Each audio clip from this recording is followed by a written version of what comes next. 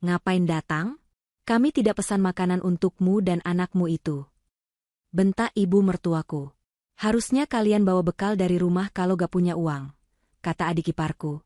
Aku hanya tersenyum dan berkata pelan, oke, aku catat. Mereka tidak tahu saat suamiku datang, aku akan menghancurkan mereka semua.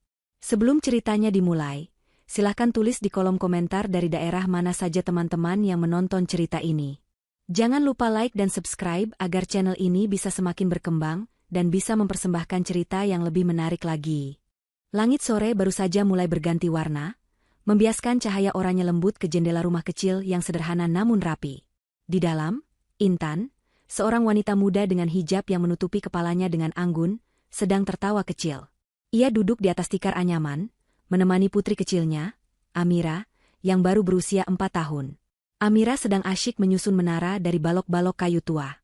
Mainan itu sederhana, jauh dari kata mahal, namun di tangan Amira, balok-balok itu seolah menjadi istana megah. Rumah mereka memang kecil. Hanya ada 2 kamar tidur dan 1 ruang tengah yang sekaligus berfungsi sebagai ruang tamu dan tempat Amira bermain.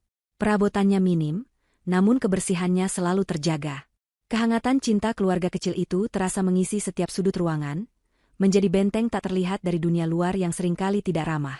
Tawa Amira terhenti ketika sebuah nada dering nyaring memecah keheningan sore itu. Ponsel Intan, yang tergeletak di meja kayu kecil, bergetar hebat. Intan menghela napas sejenak. Ia sudah hafal nada dering itu. Nada dering khusus yang ia pasang untuk satu nama, agar ia bisa mempersiapkan hatinya sebelum mengangkat. Di layar ponsel itu, tertera nama, Ibu Sulis. Ibu mertuanya. Perasaan Intan seketika menjadi tidak nyaman. Perutnya terasa seperti diremas pelan. Setiap panggilan telepon dari wanita itu, hampir tidak pernah membawa kabar baik. Setidaknya tidak untuk Intan. Selalu ada nada sinis, perintah terselubung, atau hinaan yang dibungkus dengan keprihatinan palsu. Intan memejamkan mata sejenak, mengumpulkan kekuatan. Ia melirik Amira yang kini menatapnya dengan mata bulat polos. Demi putrinya, Intan harus kuat. Halo, Assalamualaikum, Bu, sapa Intan lembut, berusaha agar suaranya terdengar tenang dan stabil. Waalaikumsalam, terdengar jawaban di seberang sana. Suara Ibu Sulis terdengar tajam dan dingin, seperti biasa. Tidak ada basa-basi. Nanti malam, kamu, Yogi, dan anakmu itu, datang ke restoran Prestige. Mengerti? Jantung Intan mencelos. Restoran Prestige. Restoran termahal di kota. Tempat di mana satu porsi hidangan pembuka harganya bisa melebihi anggaran belanja mereka selama seminggu. Ada acara apa ya, Bu? Tumben sekali, tanya Intan hati-hati. Terdengar dengusan tawa sinis. Kami mau merayakan kabar baik. Perusahaan Pak Haris baru saja mendapatkan investor besar. Tentu saja kamu tidak akan mengerti urusan bisnis. Pokoknya datang saja. Pukul 7. Jangan terlambat. Dan jangan pakai baju yang memalukan. Setidaknya usahakan terlihat pantas. Intan menelan ludah. Hinaan itu, meski sudah biasa ia terima, tetap saja terasa menyakitkan. Ia adalah seorang istri dan seorang ibu, namun di mata keluarga suaminya, ia tidak lebih dari seorang wanita miskin yang beruntung dinikahi Yogi, putra kedua mereka.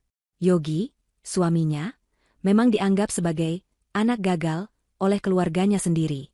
Ia menolak bergabung dengan perusahaan Pak Haris, perusahaan keluarga yang bergerak di bidang properti.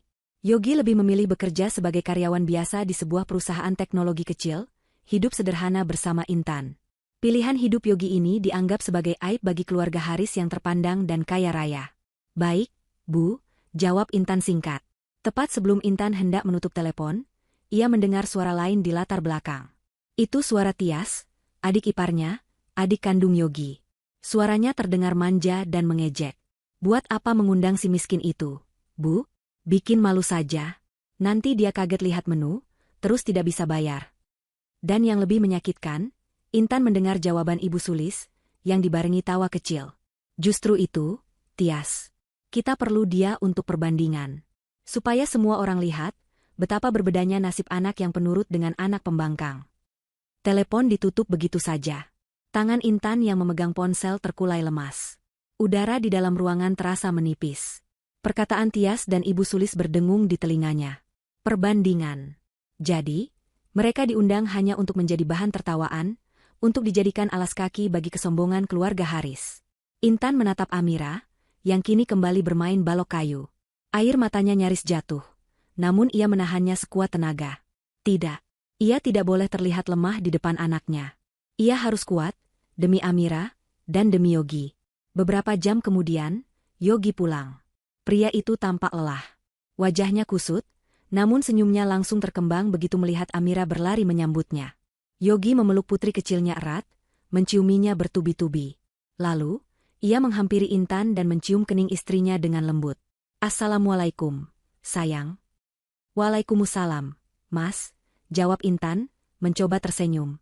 Di meja makan yang sederhana, dengan hidangan tumis kangkung dan tempe goreng, Intan menceritakan perihal undangan dari Ibu Sulis. Ia menceritakan segalanya, termasuk apa yang ia dengar dari Tias dan Ibu Sulis. Intan mengharapkan Yogi akan marah, mungkin membatalkan kedatangan mereka, atau setidaknya mengeluh. Namun reaksi Yogi di luar dugaan. Yogi terdiam sejenak. Rahangnya mengeras. Matanya menatap nanar ke piring di depannya. Tapi kemudian, ia mengangkat wajahnya, menatap Intan dengan tatapan yang sulit diartikan. Ada kemarahan di sana, tapi juga ada tekad. Sesuatu yang Intan jarang lihat. "Kita datang," kata Yogi tegas. Intan terkejut. "Mas, kamu dengarkan tadi? Mereka mengundang kita hanya untuk menghina kita." "Aku dengar. Justru karena itu kita harus datang," kata Yogi. Ia menggeser kursinya, meraih tangan Intan dan menggenggamnya erat. "Kita hadapi bersama, sayang. Sudah terlalu lama kita diam dan membiarkan mereka menginjak-injak harga diri kita. Mungkin malam ini adalah waktunya." Intan menatap mata suaminya. Ia tidak mengerti sepenuhnya apa maksud Yogi. Tapi ia melihat kesungguhan yang luar biasa di sana. Sesuatu yang berbeda dari Yogi yang biasanya sabar dan mengalah. Malam itu, Intan merasa ada sesuatu yang besar akan terjadi. Ia tidak tahu apa, tapi ia merasakan getaran aneh di udara. Malam ini bukan sekadar makan malam keluarga biasa. Ini adalah sebuah pertarungan yang harus mereka hadapi, entah mereka siap atau tidak. Persiapan menuju restoran terasa seperti ritual sunyi yang penuh ketegangan. Intan membuka lemari pakaian mereka. Isinya tidak banyak. Hanya beberapa helai gamis dan kemeja kerja Yogi. Intan mengeluarkan gamis terbaiknya. Sebuah gamis berwarna biru pastel polos, hadiah ulang tahun dari Yogi 2 tahun lalu. Gamis itu sederhana, tanpa hiasan manik-manik atau payet yang gemerlapan, tapi bersih dan rapi. Ia memadukannya dengan hijab senada. Ia menatap pantulan dirinya di cermin tua yang sedikit buram. Ia terlihat biasa saja. Sangat biasa, jika dibandingkan dengan standar keluarga Haris yang selalu berbalut barang-barang bermerek dari ujung rambut hingga ujung kaki. Tapi ia memantapkan hatinya. Penampilannya bukanlah yang utama. Ia kemudian mendandani Amira. Memakaikan putrinya gaun kecil berwarna putih, juga hadiah dari Yogi. Amira, yang tidak tahu apa-apa tentang drama orang dewasa, terlihat sangat cantik dan gembira. "Kita mau kemana, Ibu? Kok Amira pakai baju bagus?" celotehnya riang. Hati Intan teriris. Ia berjongkok, menyamakan tingginya dengan Amira. "Kita mau makan malam, sayang. Sama Nenek Sulis dan Om Haris." Ia merapikan rambut ikal putrinya. "Nanti di sana, kalau ada yang bilang sesuatu yang tidak enak didengar, Amira diam saja ya. Pegang tangan ibu yang erat." "Oke." Amira memiringkan kepalanya, bingung, tapi akhirnya mengangguk. "Oke, Ibu." Sementara Intan bersiap, Yogi terlihat gelisah.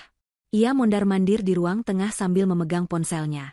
Tepat ketika Intan selesai memakaikan sepatu kecil di kaki Amira, ponsel Yogi berdering. Yogi mengangkatnya dengan cepat, wajahnya pura-pura terlihat tegang. "Iya, Pak, sekarang? Tapi saya baik. Saya mengerti. Ini sangat penting. Saya akan segera ke sana." Yogi menutup telepon dan menatap Intan dengan raut wajah yang dibuat-buat menyesal. "Sayang, maaf sekali. Ada urusan mendadak dari klien penting. Aku harus ke kantor sebentar. Sepertinya aku akan sedikit terlambat." Intan merasakan gelombang kekecewaan. Ia harus menghadapi mertua dan iparnya sendirian, tanpa Yogi di sisinya. "Mas, tapi kamu berangkat duluan saja sama Amira, ya?" potong Yogi cepat. Ia sudah memesankan taksi online.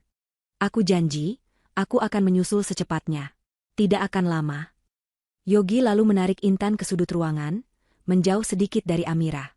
Ia memegang kedua bahu istrinya. Tatapannya berubah menjadi sangat serius.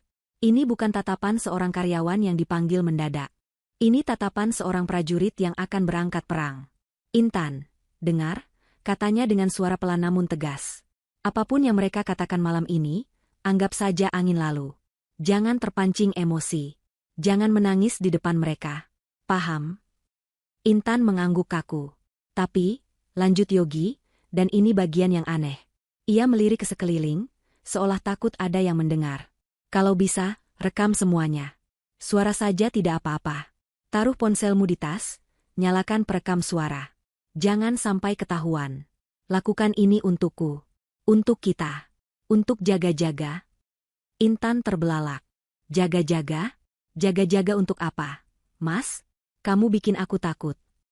Yogi menggeleng. Aku tidak bisa jelaskan sekarang. Percaya padaku. Malam ini adalah akhir dari semua penderitaan kita. Aku janji. Suara klakson taksi online terdengar dari luar. Yogi segera mencium kening Intan lama, lalu menghampiri Amira dan menggendongnya erat. Anak cantik ayah, jaga ibu ya. Ayah segera menyusul. Intan, dengan kebingungan dan rasa cemas yang berkali-kali lipat lebih besar dari sebelumnya, menuntun Amira masuk ke dalam taksi. Sepanjang perjalanan, otaknya berputar kencang. Apa maksud Yogi? Akhir dari penderitaan? Mengapa ia harus merekam percakapan? Rencana apa yang sedang suaminya susun? Intan sama sekali tidak tahu bahwa Yogi, karyawan biasa, itu, bukanlah sekadar karyawan. Dan bahwa, klien penting, yang baru saja meneleponnya adalah sebuah sandiwara yang telah mereka latih berdua dengan seseorang. Taksi melaju, membawa Intan dan Amira semakin dekat ke restoran Prestige. Gedung restoran itu menjulang megah, bermandikan cahaya lampu kristal yang kemilaunya tampak mengejek kesederhanaan pakaian Intan. Intan menarik napas panjang. Ia merogoh tas tangannya, mengeluarkan ponselnya. Dengan tangan sedikit gemetar, ia membuka aplikasi perekam suara dan menekan tombol rekam. Ia memasukkan kembali ponsel itu ke dalam tasnya, membiarkan resleting tasnya sedikit terbuka, mengarah keluar. Ia tidak tahu apa yang akan terjadi, tapi ia memegang erat janji suaminya. Malam ini adalah akhirnya. Entah akhir dari penderitaan mereka, atau akhir dari kesabarannya. Sambil memeluk Amira, Intan melangkah keluar dari taksi, memasuki sarang singa. Restoran Prestige persis seperti namanya. Megah, mewah, dan dingin.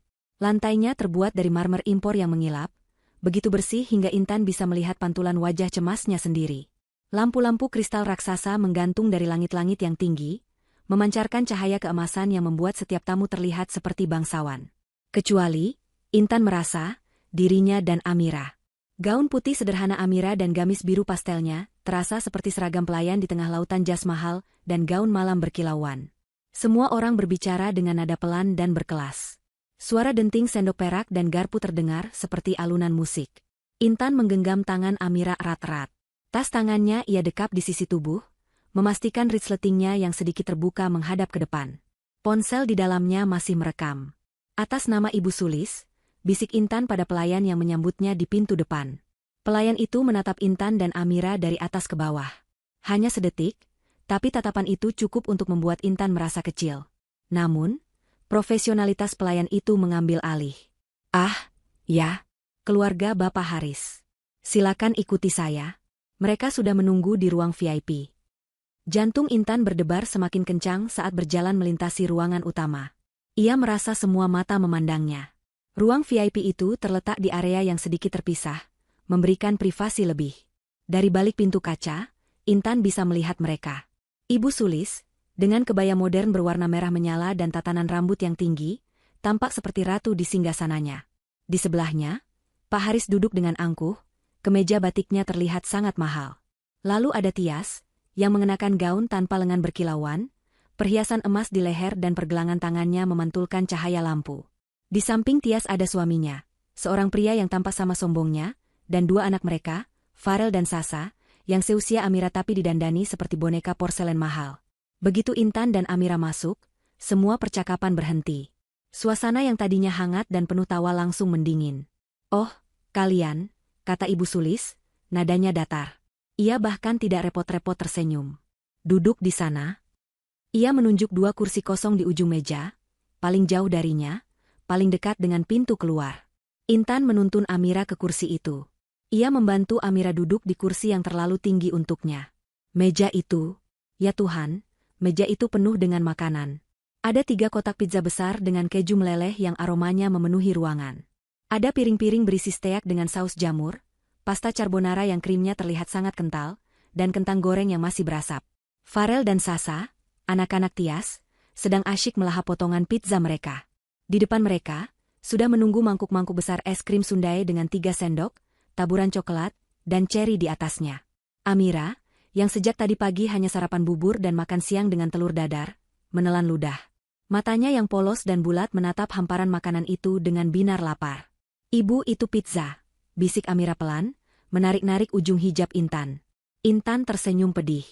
Ia mengusap kepala putrinya. Iya, sayang. Amira mau, cicitnya lagi. Intan baru saja akan membuka mulut untuk bertanya pada pelayan apakah ia bisa memesan porsi terpisah, meskipun ia tahu uang di dompetnya mungkin tidak akan cukup. Tapi Ibu Sulis sudah mendengarnya. Mata wanita itu menajam. Mau apa? Tanyanya ketus. Tias tertawa mengejek dari seberang meja. Dia mau pizza, Bu. Tentu saja. Anak orang miskin lihat makanan enak, pasti langsung minta. Wajah Intan memanas. Ia menggigit bibir bawahnya, menahan diri. Ingat pesan Yogi. Jangan terpancing. Jangan menangis. Intan berusaha tersenyum. Maaf, Bu. Amira hanya. Ngapain datang? Potong Ibu Sulis tiba-tiba. Suaranya tidak keras, tapi cukup tajam untuk membungkam seluruh meja. Ia menatap lurus ke arah Intan, matanya dingin tak berperasaan. Kami tidak pesan makanan untukmu dan anakmu itu. Kamu pikir ini acara amal? Waktu seolah berhenti. Intan bisa merasakan darahnya surut dari wajahnya. Penghinaan itu begitu telanjang, begitu langsung, begitu kejam. Amira, yang tidak mengerti arti kalimat itu tapi bisa merasakan nadanya, mulai ketakutan. Matanya berkaca-kaca. Ibu, Amira lapar. Pak Haris, sang kepala keluarga, hanya mendengus. Makanya, Sulis, sudah kubilang tidak usah ajak mereka. Hanya merusak pemandangan dan merusak selera makan. Tangis Amira nyaris pecah. Dan di saat itulah, Ibu Sulis melakukan hal yang paling menyakitkan. Ia melihat ke keranjang roti di tengah meja. Roti baget yang disajikan sebagai hidangan pembuka tadi, yang kini hanya tersisa potongan-potongan ujung yang keras dan sisa-sisa remahan. Ibu Sulis mengambil sepotong ujung roti yang kering itu, sepotong sisa yang bahkan ia sendiri tidak mau menyentuhnya. Dia mengulurkannya ke arah Amira. Tidak. Dia tidak mengulurkannya. Dia melemparkannya dengan pelan ke atas piring kosong di depan Amira. Makan ini, kata Ibu Sulis. Suaranya sama kerasnya dengan roti itu. Amira menatap roti keras itu, lalu menatap pizza yang sedang dimakan Farel, lalu menatap wajah Intan. Air matanya akhirnya jatuh. Ia terisak pelan. Hati Intan hancur berkeping-keping. Ini bukan lagi tentang dirinya. Ini tentang anaknya. Anaknya yang berumur 4 tahun baru saja diberi makan sisa seperti seekor anjing. Loh, kok nangis? Kata Tias dengan nada dibuat-buat kaget. Dikasih roti kok nangis? Harusnya bersyukur. Anak zaman sekarang memang tidak tahu diuntung. Harusnya kalian bawa bekal dari rumah kalau gak punya uang. Bawa nasi bungkus atau semacamnya. Jadi tidak merepotkan orang. Tawa Tias dan suaminya meledak. Ibu Sulis tersenyum puas. Pak Haris kembali fokus pada steaknya, seolah drama kecil ini sudah selesai. Napas Intan tercekat di tenggorokan. Amarah yang begitu besar, begitu pekat, begitu panas, membara di dalam dadanya. Ia ingin menjerit. Ia ingin membalikkan meja ini. Ia ingin menyiram wajah Tias dengan minuman dingin di depannya. Tapi ia teringat suara Yogi. Apapun yang mereka katakan. Rekam semuanya. Ini adalah akhir. Dengan tangan yang gemetar hebat, bukan karena takut, tapi karena amarah yang ditahan, Intan merapikan posisi duduknya. Ia mengabaikan tatapan puas Ibu Sulis dan Tias. Ia menarik Amira ke dalam pelukannya. Haha, sayang. Jangan menangis. Tidak apa-apa. Lalu, Intan melakukan sesuatu yang tidak mereka duga. Ia mengeluarkan ponselnya dari dalam tas. Ia pura-pura melihat layar, seolah sedang membalas pesan penting. Padahal, ia hanya sedang menekan tombol, simpan, pada file rekaman yang sudah berjalan 10 menit, lalu memulai rekaman baru. Ia harus memastikan bukti ini aman. Setelah itu, ia meletakkan ponselnya di meja, layarnya menghadap ke bawah, tapi mikrofonnya mengarah jelas ke tengah meja. Intan mengangkat wajahnya. Dan untuk pertama kalinya malam itu, ia tersenyum. Senyuman tipis, tenang, dan dingin. Senyuman yang tidak menunjukkan rasa sakit atau kalah. Ia menatap lurus ke mata Ibu Sulis, lalu beralih ke Tias. "Oke," katanya. Suaranya jernih dan stabil, membelah keheningan meja. "Aku catat." Hanya 2 kata. Tapi 2 kata itu diucapkan dengan ketenangan yang menakutkan. Ibu Sulis dan Tias berhenti tertawa. Mereka saling pandang, bingung. Reaksi ini di luar skenario mereka. Mereka mengharapkan Intan menangis, memohon, atau lari pulang sambil menangis. Mereka tidak mengharapkan ketenangan ini. "Catat?" ulang Tias, cemberut. "Apa maksudmu dicatat? Mau mengadu ke siapa kamu? Mau mengadu ke Yogi? Suamimu yang tidak berguna itu? Silakan. Memangnya dia bisa apa?" Ibu Sulis mendengus. "Paling-paling dia hanya bisa minta maaf atas namamu. Dasar tidak tahu diri." Intan tidak menjawab. Ia hanya kembali tersenyum tipis, lalu mengalihkan perhatiannya pada Amira di pangkuannya. Ia menenangkan putrinya dengan bisikan-bisikan lembut, mengabaikan sepenuhnya keluarga Haris yang kini menatapnya dengan kesal dan bingung. Intan tahu, suaminya akan segera datang. Dan apa yang ia catat malam ini, bukan untuk diadukan pada suaminya. Itu adalah untuk suaminya. Sebagai peluru terakhir mereka. Senyuman tenang Intan bukanlah topeng kepasrahan. Itu adalah topeng seorang jenderal yang sedang mengamati benteng musuh yang akan segera ia runtuhkan. Apa yang keluarga Haris tidak ketahui, apa yang seluruh dunia tidak ketahui, adalah bahwa Intan bukanlah sekadar wanita berhijab sederhana tanpa penghasilan. Di balik penampilannya yang biasa, di balik pilihannya untuk hidup sederhana, Intan adalah otak di balik salah satu perusahaan rintisan teknologi paling sukses dan paling dirahasiakan di negeri ini. Kisah ini dimulai bertahun-tahun lalu. Intan bukanlah berasal dari keluarga miskin. Keluarganya sederhana, namun ayahnya adalah seorang guru matematika yang brilian. Sejak kecil, Intan menunjukkan bakat luar biasa pada angka dan logika. Ia bukan hanya seorang programmer, ia adalah seorang arsitek sistem. Seorang jenius dalam keamanan siber dan analisis data keuangan. Saat di universitas, ia memenangkan kompetisi peretasan etis tingkat internasional di bawah nama samaran, Safir Biru. Ia bisa saja bekerja di perusahaan teknologi multinasional manapun yang ia mau. Lalu ia bertemu Yogi. Yogi, putra kedua keluarga Haris, adalah kebalikan dari keluarganya. Ia cerdas, berhati lembut, dan muak dengan kesombongan serta cara-cara bisnis ayahnya yang seringkali curang dan menindas yang lemah. Yogi, yang memegang gelar master keuangan dari universitas luar negeri, melihat apa yang ayahnya lakukan di perusahaan. Pak Haris sering menggunakan bahan bangunan berkualitas rendah, menunda pembayaran pada kontraktor kecil, dan memanipulasi laporan pajak. Yogi menolak untuk terlibat. Pertengkaran hebat terjadi, dan Yogi memilih pergi, dicap sebagai anak gagal dan pembangkang. Dia mengambil pekerjaan sebagai manajer keuangan tingkat menengah di sebuah perusahaan kecil. Di sanalah ia bertemu Intan, yang saat itu bekerja paruh waktu sebagai konsultan IT sambil membangun proyek rahasianya. Yogi adalah orang pertama yang menyadari betapa briliannya Intan. Ia tidak sengaja melihat algoritma yang sedang ditulis Intan, sebuah sistem prediksi pasar keuangan yang sangat kompleks dan akurat. Yogi tidak terintimidasi. Ia terpesona. Dan ia langsung mengerti. "Kamu bisa mengubah dunia dengan ini, Intan," katanya saat itu. "Tapi kalau kamu menunjukkannya sekarang, orang-orang seperti keluargaku akan memakanmu hidup-hidup. Mereka akan mencuri idemu dan membuangmu." Dari sanalah rencana itu lahir. Mereka jatuh cinta, dan cinta mereka dibangun di atas fondasi kepercayaan yang luar biasa dan sebuah rahasia besar. Mereka memutuskan untuk menikah. Keluarga Haris menentang keras. Seorang wanita sederhana, yatim piatu, tanpa bibit, bebet, dan bobot. Tapi Yogi bersikeras. Pernikahan itu akhirnya diizinkan, tapi lebih terasa seperti upacara pemakaman bagi harga diri Yogi di mata keluarganya. Setelah menikah, mereka menjalankan rencana mereka. Mereka sengaja hidup sederhana. Mereka tinggal di rumah kecil di pinggir kota. Yogi tetap bekerja sebagai karyawan biasa, padahal pekerjaan itu hanyalah kedok. Seluruh waktu dan energinya ia curahkan untuk menjadi Chief Financial Officer, CFO, di perusahaan yang mereka bangun dari nol. Perusahaan itu bernama Grup Janji Amanah, sebuah nama yang terdengar seperti koperasi simpan pinjam, bukan perusahaan teknologi bernilai triliunan rupiah. Intan, sang Safir Biru, menjadi Chief Technology Officer, CTO, yang anonim. Ia bekerja dari rumah, dari balik meja kayu sederhananya.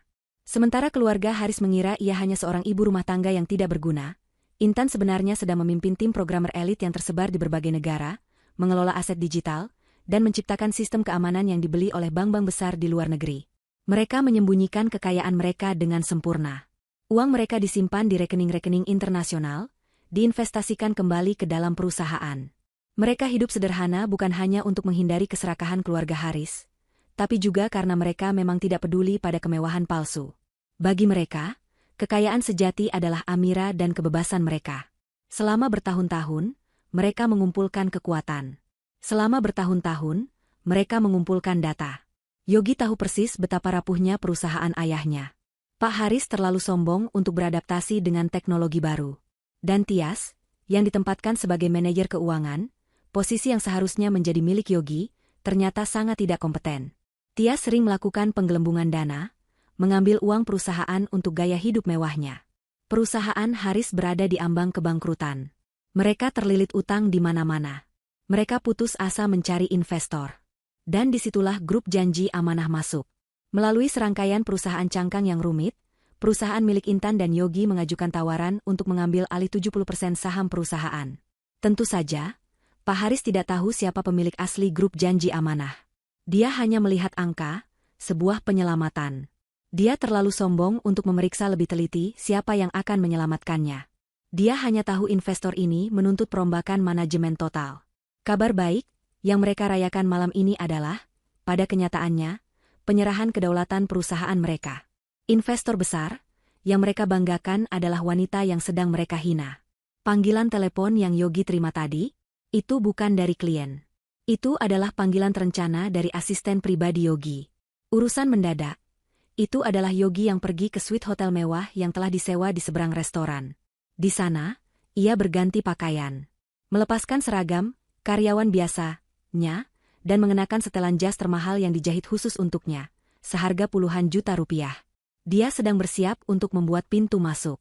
Bukan sebagai Yogi si anak gagal, tapi sebagai Tuan Yogi, perwakilan utama, pemilik suara mayoritas yang baru dari grup janji amanah. Dia adalah investor misterius yang mereka tunggu. Malam ini adalah akhir dari semua penderitaan mereka, karena malam ini adalah malam pengambil alihan.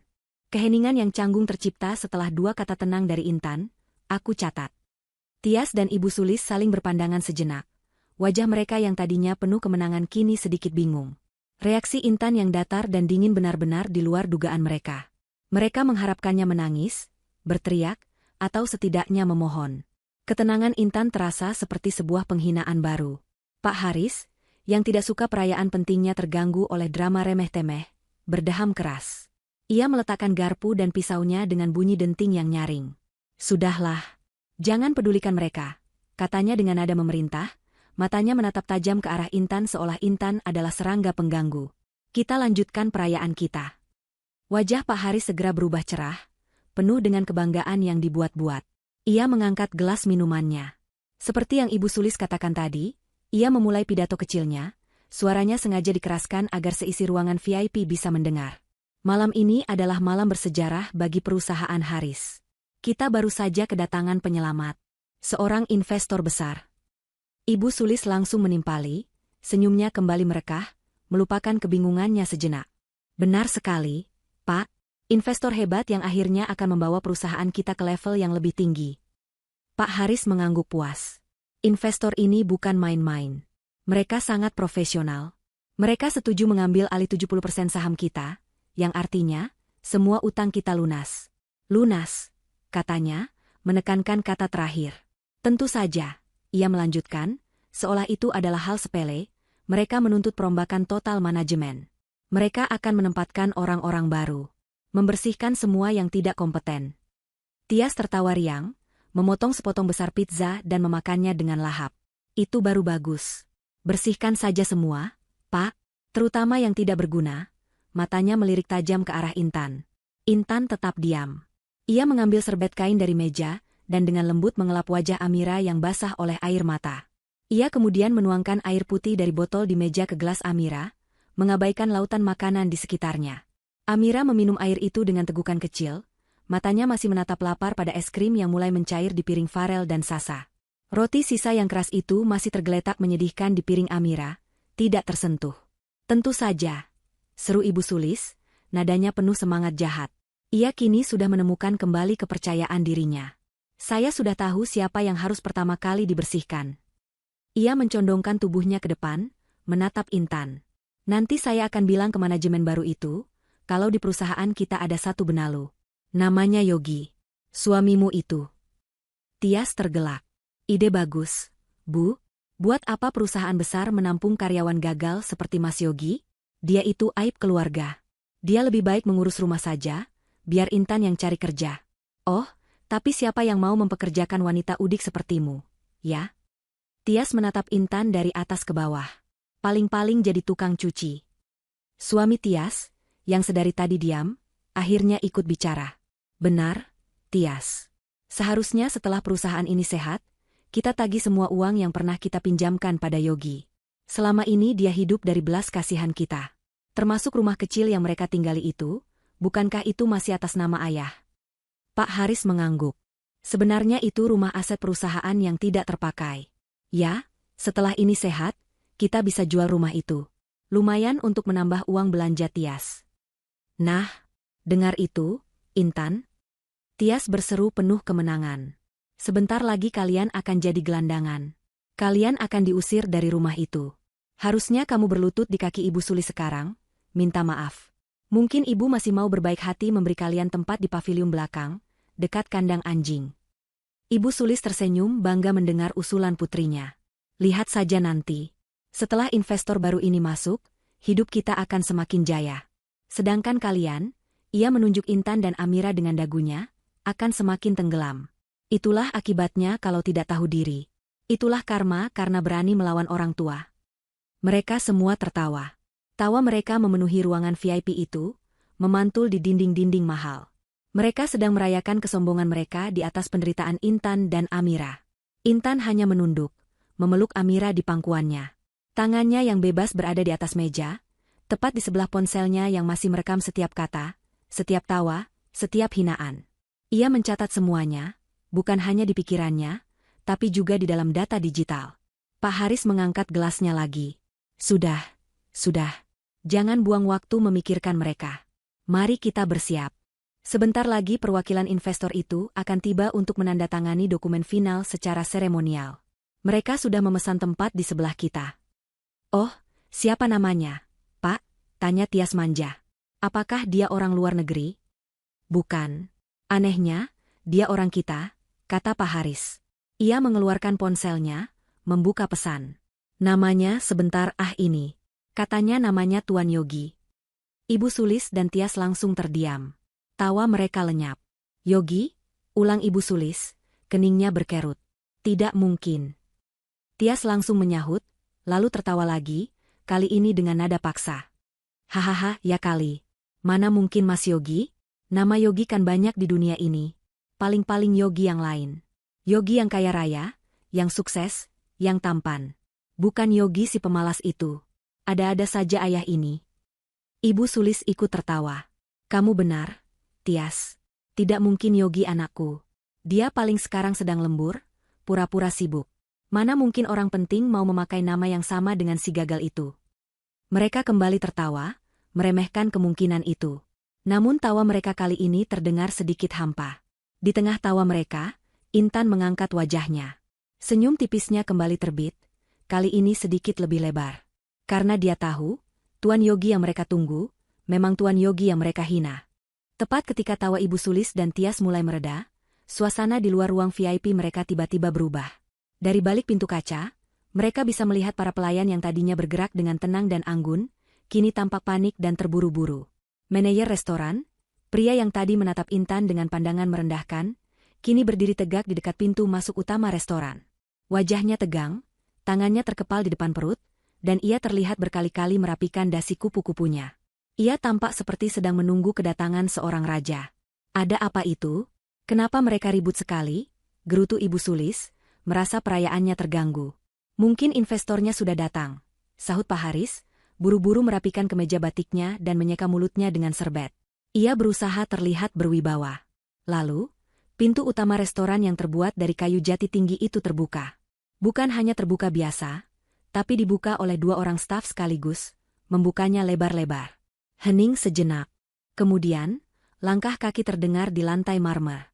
Langkah kaki yang mantap, berirama, dan penuh percaya diri. Sesosok pria berjalan masuk. Keluarga Haris di ruang VIP mencondongkan tubuh mereka ke depan, berusaha melihat siapa tamu agung itu. Itu Yogi. Tapi, itu bukan Yogi yang mereka kenal.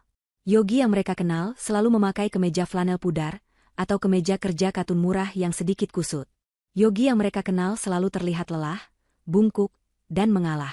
Pria yang berjalan masuk ini, berbeda. Pria ini mengenakan setelan jas custom-made yang dijahit dengan sempurna, warnanya biru dongker pekat, begitu pas di badan. Kemeja putih di dalamnya begitu bersih dan licin, dengan dasi sutra perak yang serasi. Sepatu kulitnya mengilap seperti cermin. Rambutnya yang biasanya sedikit acak-acakan, kini tertata rapi dengan gaya modern yang tajam. Dia tidak bungkuk. Dia berjalan tegak. Auranya memancarkan kekuasaan, ketenangan, dan otoritas yang mutlak. Dia tidak sendirian. Di belakangnya, berjalan 2 orang lain. Satu pria dan satu wanita, keduanya berpakaian profesional seperti pengacara atau eksekutif puncak, membawa koper kulit mahal dan tablet di tangan mereka. Keluarga Haris ternganga. Rahang mereka jatuh. Tias menjatuhkan garpunya, menimbulkan bunyi dentang yang keras di atas piring. Yogi, bisik Ibu Sulis, matanya terbelalak tak percaya. Itu Yogi? Dia ganti baju di mana? Tanya Tias bingung. Itu jas apa? Kenapa dia terlihat begitu? Tidak mungkin. Desis Pak Haris. Wajahnya pucat pasi. Manajer restoran, pria yang sama yang telah melayani mereka, kini membungkuk sangat dalam di depan Yogi. Begitu dalam, nyaris 90 derajat. Selamat malam, Tuan Yogi. Semuanya sudah siap sesuai instruksi Anda. Ruang VIP utama telah kami siapkan. Tuan Yogi. Bukan Mas Yogi. Bukan Yogi si gagal. Tapi Tuan Yogi. Yogi, atau Tuan Yogi, hanya mengangguk sedikit pada manajer itu. Matanya dingin dan fokus. Ia berjalan melintasi ruangan utama. Ia melewati ruang VIP tempat keluarganya duduk. Ia bisa melihat mereka dari balik kaca. Ia melihat wajah-wajah mereka yang shock. Ia melihat Ibu Sulis, Tias, dan ayahnya. Dan dia terus berjalan. Dia bahkan tidak menoleh. Dia berjalan melewati mereka seolah-olah mereka tidak ada. Seolah-olah mereka adalah perabot yang tidak penting. Dia melewatiku, gumam Ibu Sulis. Suaranya bergetar. Dia tidak menyapaku. Yogi dan timnya diantar ke meja VIP lain. Meja yang lebih besar, lebih mewah, dan terletak di posisi terbaik di restoran itu. Meja yang sedari tadi kosong dan bertuliskan, dipesan. Begitu Yogi duduk, para asistennya langsung berdiri di belakangnya, membuka koper dan tablet mereka, siap bekerja. Intan, di mejanya, tidak bisa menahan senyumnya lagi. Senyuman tulus akhirnya merekah di wajahnya. Ia mengelus kepala Amira. Ayah sudah datang, sayang. Yogi duduk dengan tenang. Ia tidak langsung menatap keluarganya. Hal pertama yang ia lakukan adalah memanggil manajer restoran. Manajer itu berlari kecil menghampirinya. Yogi berbicara dengan suara pelan, namun di keheningan restoran yang tegang itu, suaranya terdengar jelas. Ia menunjuk ke meja tempat Intan dan Amira duduk. Tolong, katanya. Suaranya datar dan dingin. Pastikan tamu saya di meja sebelah sana. Manajer itu menelan ludah, wajahnya semakin pucat saat menyadari arah telunjuk Yogi. Mendapatkan pelayanan terbaik, lanjut Yogi. Mereka adalah tamu kehormatan saya. Berikan apapun yang mereka pesan. Dan pastikan putri kecil itu mendapatkan es krim Sundai terbesar yang ada di menu kalian. Sekarang juga. Manajer itu gemetar. Baik, Tuan Yogi. Segera, Tuan. Dia berbalik dan setengah berlari menuju dapur, berteriak pada pelayan lain. Di meja keluarga Haris, kebingungan telah berubah menjadi teror. Ibu Sulis, Tias, dan Pak Haris menatap Yogi. Lalu mereka menatap Intan. Intan balas menatap mereka. Senyumnya masih di sana, tenang dan tak tergoyahkan. Dan di saat itulah, mereka bertiga sadar. Sesuatu yang sangat buruk bagi mereka, akan segera terjadi. Beberapa saat setelah manajer restoran itu berlari panik, keajaiban kecil terjadi di meja Intan. 2 orang pelayan datang mendorong troli. Bukan 1, tapi 2 troli. Dengan sigap dan senyum hormat yang kini terpatri di wajah mereka mulai menata meja Intan. Sesuai pesanan Tuan Yogi, Nyonya, kata salah satu pelayan, suaranya terdengar ramah, sangat kontras dengan sambutan yang Intan terima tadi. Pertama, mereka meletakkan pizza quattro formaggi ukuran terbesar, kejunya masih meleleh dan panasnya mengepul. Lalu, sepiring besar pasta udang aglio olio, kentang goreng truffle dengan taburan keju parmesan. Dan yang paling penting, untuk Amira, mereka menyajikan sebuah mangkuk es krim Sundai yang begitu besar, lebih mirip piala. Es krim 3 rasa, disiram saus coklat, saus stroberi, taburan kacang, marshmallow panggang, dan dihiasi 3 ceri merah menyala di puncaknya. Mata Amira membulat sebesar piring. Bibirnya yang tadi bergetar karena tangis, kini terbuka membentuk huruf O. Ia menatap Intan, seolah bertanya, bolehkah? Intan merasakan air matanya sendiri menggenang. Tapi ini bukan air mata kesedihan. Ini air mata kelegaan. Air mata kemenangan. Ia mengangguk pada Amira. Makan, sayang. Ini semua untukmu. Hadiah dari ayah. Amira bersorak gembira. Ia langsung menyambar sendok dan mulai melahap es krimnya. Farel dan Sasa, anak-anak Tias, menatap pemandangan itu dengan iri. Es krim mereka tidak ada apa-apanya dibanding es krim raksasa milik Amira. Tias menatap anak-anaknya yang mulai merengek, lalu menatap Intan dengan pandangan benci yang semakin dalam. Di seberang ruangan, Yogi melihat pemandangan itu. Ia melihat putrinya akhirnya tersenyum. Ia melihat istrinya akhirnya bisa bernapas. Amarah di hatinya yang telah ia pendam selama bertahun-tahun kini telah mencapai puncaknya, mengeras menjadi baja dingin. Ia berdiri. Perlahan, ia merapikan jasnya. Ia berjalan meninggalkan meja VIP-nya, diikuti oleh 2 asistennya yang membawa koper dan tablet. Ia tidak berjalan terburu-buru. Setiap langkahnya di atas lantai marmer terdengar mantap dan berat. Ia berjalan lurus menuju meja keluarganya. Pak Haris, Ibu Sulis, dan Tias menahan napas. Mereka tidak tahu harus bereaksi seperti apa. Mereka terintimidasi oleh penampilan baru Yogi, tapi kesombongan mereka masih tersisa. Yogi, bentak Ibu Sulis pertama kali, mencoba mengembalikan otoritasnya. Apa-apaan ini? Pakaian apa ini? Kamu menyewa jas ini di mana? Mau pamer? Kamu pikir kami terkesan? Dan kenapa kamu melewatiku tadi? Kamu tidak sopan. Cih, Tias mendengus, meski matanya tak bisa lepas dari jas mahal yang Yogi kenakan. Paling-paling ini semua sandiwara. Dapat pinjaman dari mana kamu untuk memesan makanan semahal itu? Kamu mau bikin malu keluarga lagi, ya? Yogi berhenti tepat di ujung meja mereka. Ia tidak duduk. Ia berdiri menjulang di depan mereka, menatap mereka satu persatu dengan mata yang dingin. Ibu, katanya. Suaranya tenang, namun mengandung beban yang berat. Tias. Pak Haris. Saya dengar, perayaan ini meriah sekali. Merayakan investor baru. Pak Haris menelan ludah. Ada yang salah. Sangat salah. Yogi. Tuan Yogi yang ditelepon, apa itu kamu? Sebelum saya jawab itu, kata Yogi, saya mau tanya sesuatu pada ibu. Yogi menatap lurus ke mata Ibu Sulis, yang mulai terlihat gelisah. Tadi ibu bilang apa pada anak saya? Ibu memberinya roti sisa? Ibu bilang, makan ini? Wajah Ibu Sulis memucat. Aku hanya. Dan kamu, Tias? Yogi beralih ke adiknya. Kamu bilang istri saya harusnya bawa bekal? Bawa nasi bungkus? Karena kami tidak punya uang. Mas Yogi. Jaga bicaramu. Aku ini adikmu, seru Tias, pura-pura tersinggung.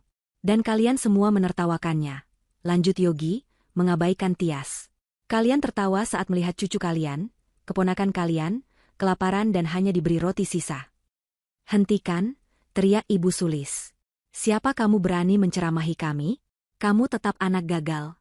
Sehebat apapun pakaianmu, kamu tetap gagal. Benarkah? Yogi tersenyum tipis. Senyuman yang sama persis seperti yang Intan tunjukkan tadi. Intan. Sayang, boleh pinjam ponselmu sebentar? Intan, yang sedari tadi mengamati dari mejanya, kini berdiri. Ia mengusap sisa es krim di bibir Amira, lalu berjalan menghampiri Yogi. Ia menyerahkan ponselnya. Yogi mengambil ponsel itu. Tadi Intan bilang, dia sudah mencatatnya. Kalian tahu apa yang dia catat? Yogi menekan tombol play. Tiba-tiba, suara Ibu Sulis sendiri memenuhi ruangan VIP itu. Ngapain datang? Kami tidak pesan makanan untukmu dan anakmu itu. Seluruh ruangan terdiam. Lalu suara Ibu Sulis lagi, lebih dingin. Makan ini. Lalu suara tawa Tias. Harusnya kalian bawa bekal dari rumah kalau gak punya uang. Wajah Ibu Sulis dan Tias berubah dari pucat menjadi seputih kertas. Tias mencoba merebut ponsel itu, tapi asisten Yogi segera menghalanginya. Yogi mematikan rekaman itu. Aku catat, kata Yogi, menirukan Intan. Setiap hinaan, setiap kata-kata kalian. Selama 10 tahun ini, kami mencatat semuanya. Apa-apa maumu, Yogi, desis Pak Haris. Ia adalah orang pertama yang menyadari bahwa ini bukan sekadar pamer.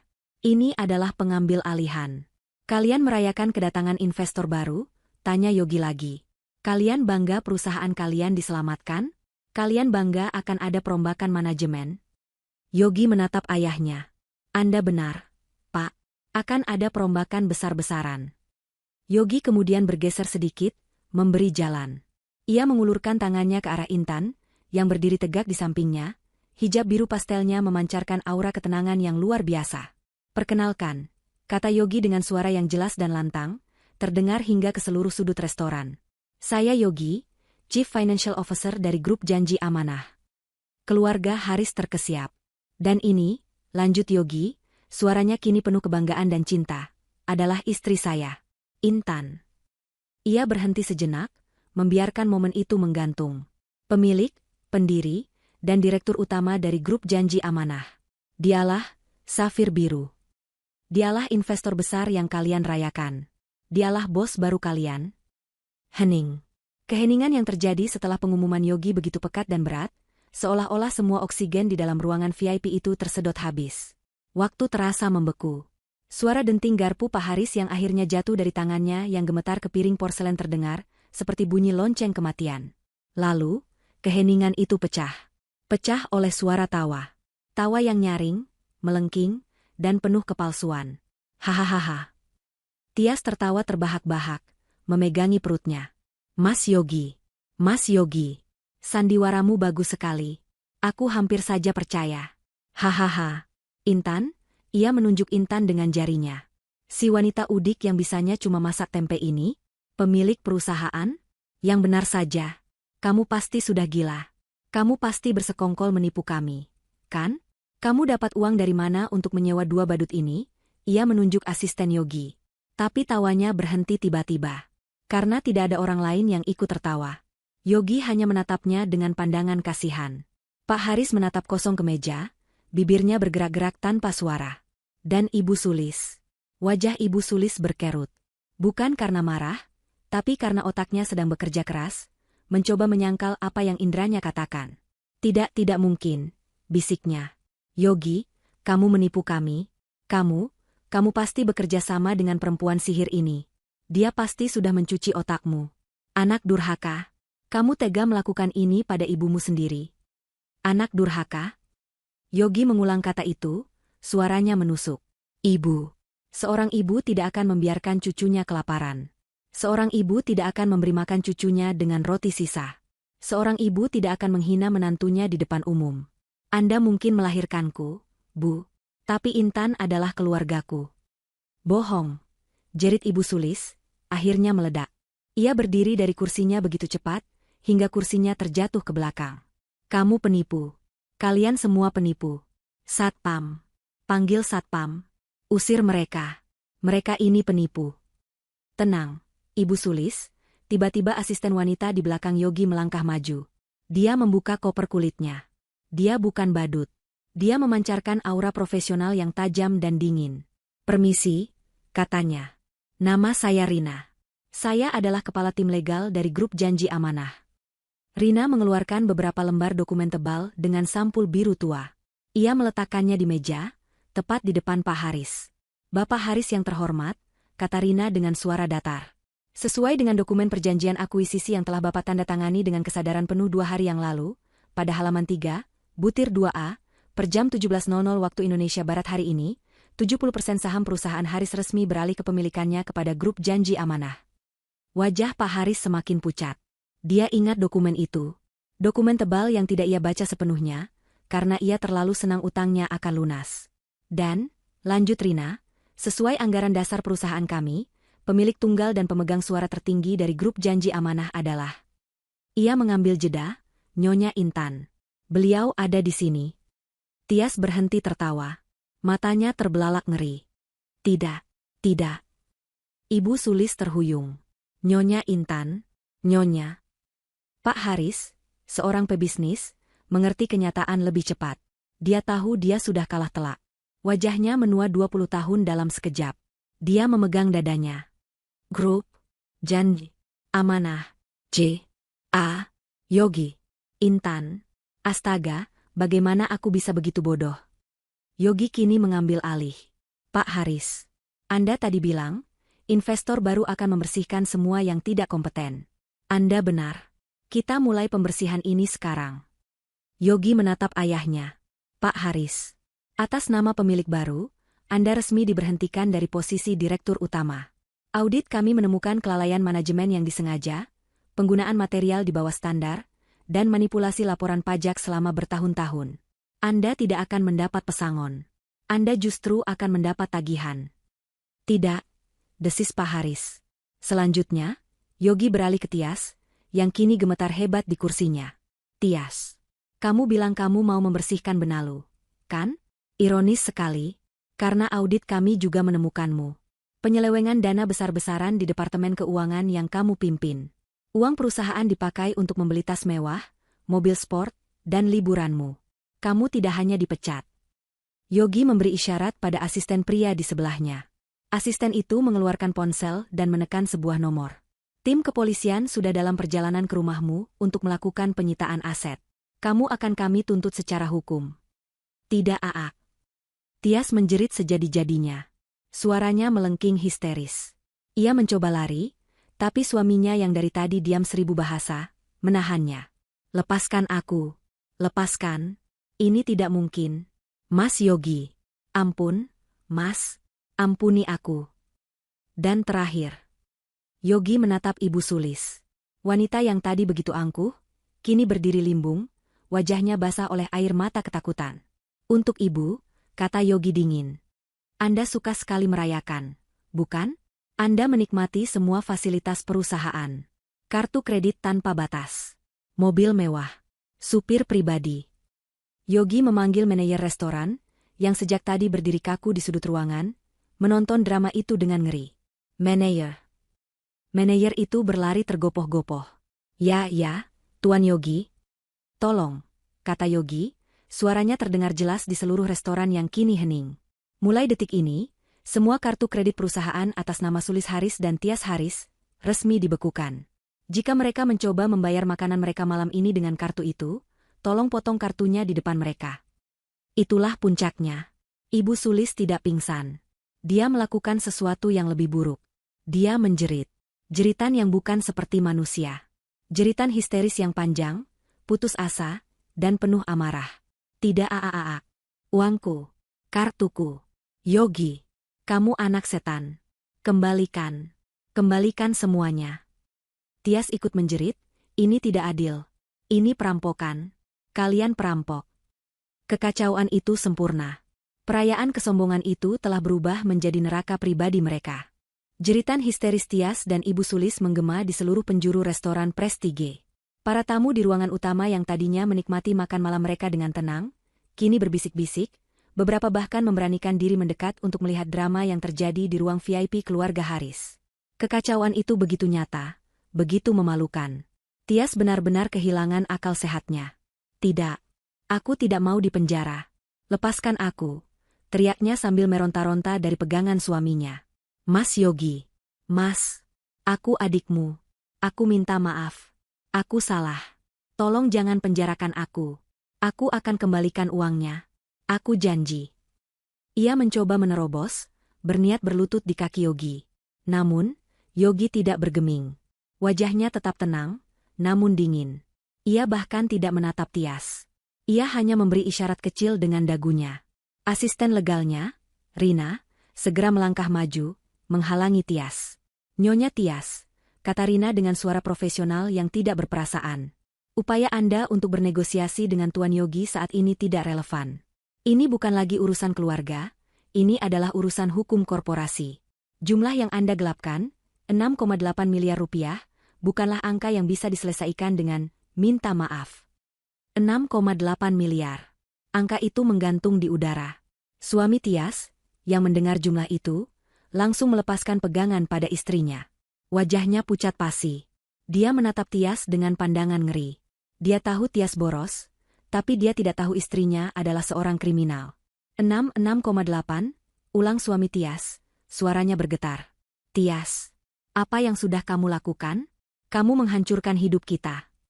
Aku tidak tahu. Aku hanya meminjam. Aku akan mengembalikannya. Raung Tias, kini beralih menangis pada suaminya, tapi suaminya mundur selangkah, menjauhinya seolah Tias adalah penyakit. Di sisi lain meja, Pak Haris tidak menjerit. Dia terlalu terhina untuk itu. Sebagai seorang pebisnis yang telah membangun citra angkuh seumur hidupnya, kejatuhan ini lebih menyakitkan daripada penjara. Dia terduduk lemas di kursinya, menatap tumpukan dokumen akuisisi di depannya. Dia telah ditipu, bukan oleh musuh bisnisnya, tapi oleh anaknya sendiri. Anak yang selama ini ia anggap gagal. Dia menatap Yogi, matanya memerah. Kamu merencanakan ini, desis Pak Haris, suaranya serak. Selama ini, kamu sengaja hidup miskin. Kamu sengaja membiarkan kami menghinamu. Kamu sengaja menunggu perusahaan ini sekarat, agar kamu bisa mengambilnya dariku. Kamu lebih licik dari ular. Yogi akhirnya menatap ayahnya. Untuk pertama kalinya, ada sedikit emosi di matanya. Bukan kemarahan, tapi kekecewaan yang mendalam. Anda salah, Pak. Saya tidak pernah menginginkan perusahaan Anda. Saya dan Intan sudah membangun kerajaan kami sendiri, dengan cara yang jujur. Kami tidak perlu menipu kontraktor kecil. Kami tidak perlu mengurangi kualitas bahan bangunan. Kami tidak perlu memanipulasi pajak. Yogi mencondongkan tubuhnya sedikit. Saya tidak mengambil perusahaan ini dari Anda, Pak. Saya membelinya. Saya menyelamatkan ratusan karyawan yang nasibnya terancam karena kesombongan Anda dan pencurian yang dilakukan Tias. Anda yang menghancurkan perusahaan ini. Saya hanya membersihkan puing-puingnya. Lalu kenapa? Tanya Pak Haris, suaranya nyaris tak terdengar. Kenapa penghinaan ini? Kenapa di depan umum? Kenapa di sini? Yogi berdiri tegak.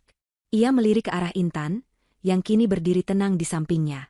Ia lalu melirik ke arah piring Amira, tempat sisa-sisa roti keras itu masih tergeletak. Karena kalian harus belajar, kata Yogi pelan, bahwa harga diri tidak diukur dari seberapa mahal jas yang Anda pakai. Dan rasa lapar seorang anak tidak bisa diobati dengan roti sisa. Mendengar itu, Ibu Sulis yang sedari tadi menangisi kartu kreditnya, kembali meledak. Harga diri? Kamu bicara harga diri? Kamu tidak punya harga diri, Yogi. Kamu menghancurkan ibumu sendiri demi perempuan ini. Ia menunjuk Intan dengan jari gemetar. Dia racunnya. Sejak dia masuk ke keluarga ini, semuanya hancur. Dia pasti sudah mengguna-gunamu. Ibu Sulis, dalam puncak keputusasaannya, tiba-tiba menerjang ke depan. Bukan ke arah Yogi, tapi ke arah Intan. Matanya liar. Kamu, perempuan sihir. Kembalikan anakku. Kembalikan kekayaanku. Gerakannya cepat, tapi Yogi dan asistennya lebih cepat. Asisten pria itu langsung berdiri di antara Ibu Sulis dan Intan. Tapi Ibu Sulis tidak menyerah. Dia mencoba mencakar, menjambak. Kamu yang harusnya makan sisa.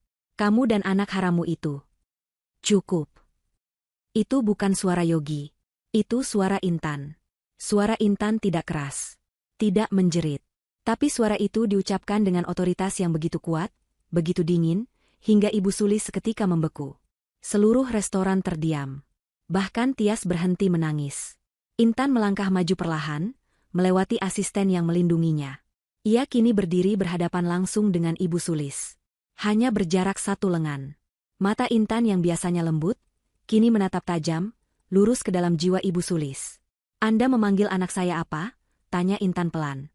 Ibu Sulis mundur selangkah. Ketakutan mulai menjalari dirinya. Aura wanita di depannya ini bukan Intan si menantu miskin. Ini adalah seorang ratu. Saya? Ibu Sulis tergagap. Selama 10 tahun, Ibu, kata Intan, suaranya tetaplah namun setiap katanya menusuk. Saya diam. Ibu hina pakaian saya diam. Ibu hina cara saya memasak, saya diam. Ibu hina latar belakang saya tetap diam. Saya diam bukan karena saya takut. Saya diam karena saya menghormati ibu sebagai ibunya suami saya. Intan melirik ke arah Amira, yang kini menatap pemandangan itu dengan mata bingung dari mejanya. Tapi malam ini, lanjut Intan, Anda melewati batas. Anda tidak hanya menghina saya. Anda menghina anak saya. Anda membuatnya kelaparan. Anda membuatnya menangis. Anda memberinya makanan sisa seolah dia binatang. Intan mengambil ponselnya dari tangan Yogi. Ia memutar kembali rekaman tadi. Tapi kali ini, ia hanya memutar satu kalimat. Makan ini. Suara Ibu Sulis sendiri menggema di keheningan itu. Anda dengar? Tanya Intan. Itu suara Anda. Suara seorang nenek yang memberi cucunya roti sisa. Dan Anda melakukannya di depan anak-anak Tias yang sedang makan pizza dan es krim. Intan berjongkok sedikit, tapi bukan untuk memohon. Ia berjongkok untuk mengambil sesuatu dari meja. Ia mengambil piring kecil di depan Amira. Piring berisi potongan roti keras yang kering itu. Ia lalu berdiri tegak di depan Ibu Sulis. Ia menyodorkan piring itu. Tadi Ibu bilang, saya yang harusnya makan sisa, kan? Kata Intan. Tidak, Bu. Saya tidak akan makan ini. Suami saya bekerja keras agar saya dan anak saya tidak perlu makan sisa. Intan menatap lurus ke mata Ibu Sulis yang kini basah oleh air mata ketakutan dan penyesalan yang terlambat. Aku sudah catat semuanya, Bu, bisik Intan, mengulangi kalimat saktinya malam itu. Semua penghinaan Ibu. Semua kesombongan Ibu. Dan ini, Intan mengangkat piring berisi roti sisa itu sedikit, adalah simbol dari akhir kekuasaan Ibu. Mulai malam ini, mungkin Ibu harus membiasakan diri. Karena saat semua fasilitas Ibu dicabut, saat Ibu harus hidup dari sisa-sisa kejayaan palsu Ibu, mungkin ini adalah satu-satunya makanan yang bisa Ibu dapatkan. Ibu Sulis memekik pelan. Penghinaan itu terlalu berat untuk ditanggungnya. Intan tidak selesai. Ia menatap Rina, asisten legalnya. Rina, pastikan gugatan hukum terhadap Tias segera didaftarkan besok pagi. Dan untuk Pak Haris, segera kirimkan tagihan audit dan kerugian perusahaan. Rumah yang mereka tempati, semua mobil atas nama perusahaan, sita semuanya. Lalu Intan kembali menatap Ibu Sulis. Termasuk rumah yang Ibu tinggali. Itu aset perusahaan, bukan? Selamat menikmati kehidupan baru Anda, Bu Sulis. Kejatuhan itu cepat dan brutal. Sesuai dengan permintaan Tuan Yogi dan Nyonya Intan, manajer restoran segera memanggil tim keamanan internal. Dua pria berseragam hitam tegap masuk ke ruang VIP. Mereka tidak kasar, tapi mereka tegas. Nyonya Tias, Bapak. Mereka memanggil suami Tias. Ada laporan bahwa Anda telah mengganggu ketertiban. Kami mohon Anda untuk ikut kami. Tidak. Lepaskan. Kalian tidak tahu siapa saya. Tias mencoba meronta, tapi tenaganya sudah habis oleh tangisan. Kami tahu siapa Anda, Nyonya, kata salah satu petugas keamanan dengan datar. Dan kami tahu siapa Nyonya Intan. Silakan ikut kami. Suami Tias, yang kini menyadari bahwa ia baru saja menikahi seorang penipu, tidak melawan. Ia hanya menatap Tias dengan pandangan jijik, lalu berjalan mengikuti petugas keamanan dengan langkah gontai. Tias diseret keluar, jeritannya semakin lama semakin samar, meninggalkan jejak maskara yang luntur di lantai marmer yang mahal. Farel dan Sasa, anak-anaknya, menangis histeris di meja, tapi tak seorang pun yang peduli. Kini tinggal Pak Haris dan Ibu Sulis. Pak Haris terduduk kaku, wajahnya kelabu seperti batu. Dia menatap tangannya sendiri, tangannya yang dulu menandatangani kontrak-kontrak miliaran rupiah, kini gemetar tak terkendali. Dia telah kehilangan segalanya dalam satu malam. Perusahaan, kehormatan, keluarga. Semuanya diambil oleh anak yang paling ia benci. Ibu Sulis, setelah mendengar vonis terakhir dari Intan, akhirnya tumbang. Kakinya tidak sanggup lagi menopang tubuhnya. Matanya terbelalak menatap Intan, lalu menatap roti sisa di piring yang masih dipegang Intan. Gambaran masa depan yang suram, hidup miskin, hidup dari sisa-sisa, terlintas di benaknya. Itu terlalu mengerikan. Tidak. Bisiknya. Nafasnya menjadi cepat dan pendek. Ia mencengkeram dadanya. Tepat di depan Intan dan Yogi, mata Ibu Sulis terbalik ke atas, dan ia ambruk ke lantai. Pingsan. Ibu. Pak Haris berteriak, akhirnya tersadar dari kelumpuhannya. Ia mencoba bangkit, tapi kakinya terlalu lemah. Yogi menatap ibunya yang tergeletak di lantai, lalu menatap Intan. Wajah Intan tetap tenang. Ia meletakkan piring berisi roti sisa itu kembali ke meja. "Manajer," panggil Intan. "Ya, Nyonya," jawab manajer itu, tergagap. "Tolong panggilkan ambulans untuk Ibu Sulis. Dan pastikan tagihannya dikirimkan ke alamat pribadi Pak Haris. Bukan lagi ke perusahaan." Intan kemudian berbalik, mengabaikan kekacauan itu. Ia berjalan kembali ke mejanya, tempat Amira sedang menatapnya dengan mata bingung. Intan duduk, mengambil serbet, dan sekali lagi mengelap mulut putrinya. "Sudah kenyang, sayang?" tanya Intan lembut, seolah tidak terjadi apa-apa. Amira mengangguk, masih sedikit takut. "Ibu, nenek kenapa?" Yogi kini ikut bergabung. Ia duduk di sebelah Amira, mengelus kepala putrinya. "Nenek hanya sedang belajar tata krama, sayang," kata Yogi. Yogi lalu mengambil sepotong pizza. "Amira mau coba pizzanya ayah? Ini enak sekali." Pemandangan itu begitu kontras. Di satu sisi meja, Pak Haris sedang panik mencoba membangunkan Ibu Sulis yang pingsan, menunggu tim medis datang. Di sisi lain, Tia sudah diseret keluar seperti penjahat. Dan di meja Intan, sebuah keluarga kecil akhirnya bisa menikmati makan malam mereka dengan tenang. Intan, Yogi, dan Amira makan dengan perlahan. Mereka menikmati setiap gigitan pizza, setiap suapan pasta, dan setiap sendok es krim. Mereka tidak perlu berbicara. Keheningan di antara mereka adalah keheningan yang nyaman, keheningan kemenangan. Setelah 10 tahun penuh penghinaan dan kesabaran, mereka akhirnya bisa makan dengan tenang. Saat tim medis datang dan membawa Ibu Sulis keluar dengan tandu, diikuti oleh Pak Haris yang berjalan lunglai, Intan dan Yogi bahkan tidak menoleh. Fokus mereka hanya pada Amira, yang kini tertawa kecil karena Yogi membuatkan kumis dari sisa krim es krim di atas bibirnya. Setelah selesai makan, Yogi memanggil pelayan untuk meminta tagihan. "Gabungkan semuanya, meja kami dan meja mereka," katanya. Yogi mengeluarkan sebuah kartu. Bukan kartu kredit perusahaan, tapi sebuah kartu debit private banking berwarna hitam pekat, dengan namanya sendiri terukir di atasnya. Dia membayar lunas semuanya. Mereka bertiga berjalan keluar dari restoran. Yogi menggendong Amira, yang kini tertidur pulas di bahunya, perutnya kenyang dan hatinya senang. Intan berjalan di sampingnya, menggandeng lengan suaminya. Mereka berjalan melewati meja tempat keluarga Haris tadi duduk. Meja itu kini berantakan. Piring-piring setengah kosong, gelas-gelas terguling, dan di tengahnya, kursi Ibu Sulis masih terbalik. Saat mereka melangkah keluar dari restoran Prestige, udara malam terasa segar. Intan menarik napas dalam-dalam. Beban 10 tahun telah terangkat dari pundaknya. Epilog, 6 bulan kemudian. Grup Janji Amanah, setelah resmi mengambil alih perusahaan Haris, melakukan perombakan total. Nama perusahaan diubah. Di bawah manajemen Yogi dan Intan, perusahaan itu berkembang pesat, berfokus pada perumahan berkualitas tinggi namun terjangkau, menggunakan teknologi ramah lingkungan yang dirancang oleh Intan. Kesejahteraan karyawan menjadi prioritas utama. Yogi dan Intan juga mendirikan Yayasan Amira, sebuah yayasan amal yang fokus memberi makan anak-anak kurang mampu di seluruh kota. Pak Haris, setelah kehilangan segalanya dan harus menjual semua aset pribadinya untuk membayar tagihan kerugian perusahaan, kini tinggal di rumah kontrakan kecil. Ia menghabiskan hari tuanya dalam penyesalan dan kesepian. Tias divonis bersalah.